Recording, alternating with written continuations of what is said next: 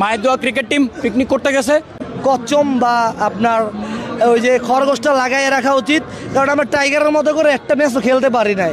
আসলে খুবই হতাশ ভাই, এত হতাশ মানে আসলে আমি মনে হয় না যদি আমাদের আজকে ব্রেকআপ হইতো এত হতাশ আমি থাকতাম। মায়ের দোয়া ক্রিকেট টিম পিকনিক করতে গেছে, তারপর হচ্ছে যে এখন চলে আসবে ওই বউদের জন্য শ্যাম্পু, সাবান, তিব্বত কদুর তেল বা হচ্ছে যে হাঁসমার্কা নারিকেল তেল যাই পাবে এখন নিয়ে আসবে। ওরা গেছে মূলত পিকনিক করার জন্য, এছাড়া অন্য কিছু করার জন্য যায় নাই। আজকে ওদের ব্যাটিং থেকে কোনোভাবে মনে হয় নাই যে হচ্ছে যে তারা হচ্ছে যে আপনার সেমিতে খেলার জন্য ব্যাট করছে।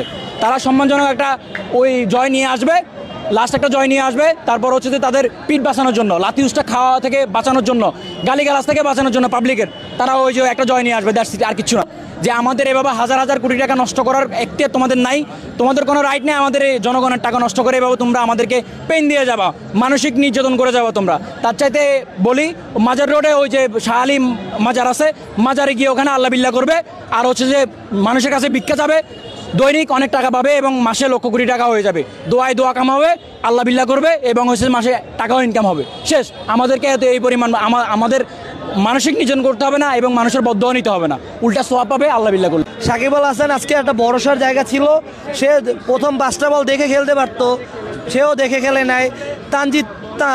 তানজিদ সাকিব সে লাস্ট যে বলগুলো করছে, যে স্পিডে তার গাইডলাইনটা দেওয়া হয় নাই। সে আমাদের মুস্তাফিজ আপনার যে 1 রান দিয়েছে লাস্ট 19তম ওভারে, কিন্তু সেটা আপনার তানজিদ সাকিব এসে 2টা 6 দিয়ে দিল।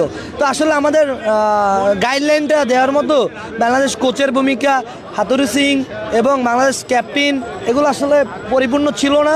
এই জন্য বাংলাদেশ আজকে আমাদের দুর্বল টিম নিয়ে যে এতটুকু আছে সেমির মতো, আসলে আমরা দলটা যদি ভালোভাবে গঠন হইতো আজকে আমরা সেমিফাইনাল কেন ফাইনালও খেলতে পারতাম। আমাদের তামিমকে সুযোগ দেওয়া হয়তো, মেহেদী হাসান মিরাজকে, তাইজুল ইসলাম, আপনার রুবেল হোসাইন এবং আপনার তাসকিনকে আজকে ম্যাচে বলে ও পরিচয় দিয়েছে আজকে কি তাসকিনকে গত ম্যাচে নেওয়া হয় নাই। আসলে খুব দুঃখজনক এগুলা বলে। আজকে এই যে আপনার খেলোয়াড়রা যে 0 ডাব্বা মারেন, এগুলো হচ্ছে তাদের কর্মের ফল।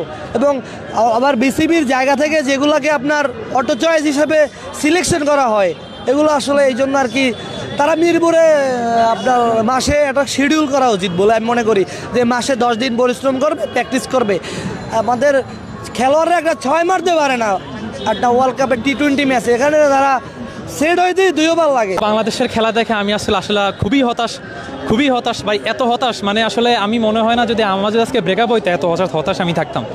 ঠিক আছে, এই যে আজকে দেখেন আপনি এত মানে শ্রেণী পেশার মানুষ এখানে যে খেলা দেখতে আসছে, শুধুমাত্র বাংলাদেশকে সাপোর্ট করে বিধায় হচ্ছে তারা আজকে এখানে খেলা দেখতে আসছে।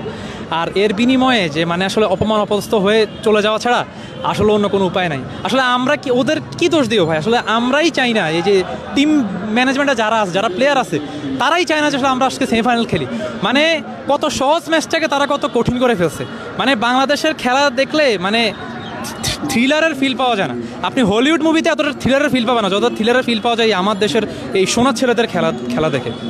ঠিক আছে, আর আমরা আলহামদুলিল্লাহ ভাই মানে এরকম একজন বোর্ড প্রেসিডেন্ট ক্যাপ্টেন পেয়েছি, মানে এইটা আসলে বলার বাইরে। ওদেরকে যখন জিজ্ঞাসা করা হয় দুর্বলতাটা কোথায়, তারা বলে যে আমরা জানি না। আমাদের তো ভাই মেহেদী হাসান মিরাজ ছিল, যে কিনা বাংলাদেশের নেক্সট সাকিব আল হাসান, তারকে আপনি কোন দিক থেকে বাদ দিবেন? তাকেও হচ্ছে দলের মধ্যে রাখে নাই। এরপর আজকে যেই ব্যাটসম্যানগুলোকে সে নামানো হয়েছে, সাকিব আল হাসান, সে কী করলো? সে আজকে ডাব্বা মারলো। সে মানে একেবারে সিনিয়র প্লেয়ার হিসেবে যে দায়িত্ব বোধ নিয়ে যে খেলার যে ব্যাপারটা, এটা আসলে তার কাছ থেকে আমি কখনো এক্সপেক্ট করি না এজ এ সিনিয়র প্লেয়ার হিসাবে। তো তারপরেও আসলে কিছু করার নাই, বাংলাদেশ দল এটা একটা আবেগের জায়গা। আমরা দেশটাকে ভালোবাসি, ক্রিকেটটাকে আমরা শ্রদ্ধা করি, আমরা হচ্ছে ক্রিকেটটাকে ভালোবাসি। এরপর হচ্ছে আমরা বেহায়ার মতো এই দলটাকে হচ্ছে আমরা সাপোর্ট করব।